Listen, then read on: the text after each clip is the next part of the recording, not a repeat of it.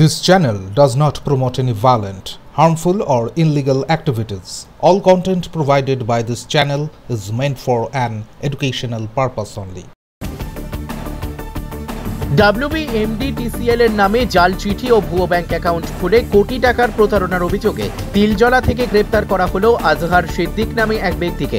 Bidhannagar cyber crime থানার police তাকে গ্রেপ্তার করেছে। পুলিশ সূত্রে জানা গিয়েছে, WBMDTCL এর জেনারেল ম্যানেজারের অভিযোগের ভিত্তিতে তদন্ত শুরু হয়। অভিযোগ, জালিয়াতি চিঠির মাধ্যমে ইজরাদারদের থেকে জরিমানার অছিলায় 3.1 কোটি টাকা একটি ভুয়ো অ্যাকাউন্টে জমা দেওয়ার নির্দেশ দেওয়া হয়েছিল। অভিযুক্তের কাছ থেকে মোবাইল ফোন, জাল নথি, রাবার স্ট্যাম্প সহ একাধিক সামগ্রী উদ্ধার হয়েছে।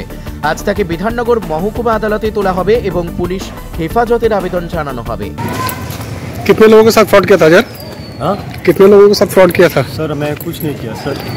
मैंने जो भी है सर को मैंने बोल दिया। वो कंपनी खोलने के लिए उसने मेरा डॉक्यूमेंट्स बनाया था। मेरा एक भी पैसा आया नहीं अभी तक।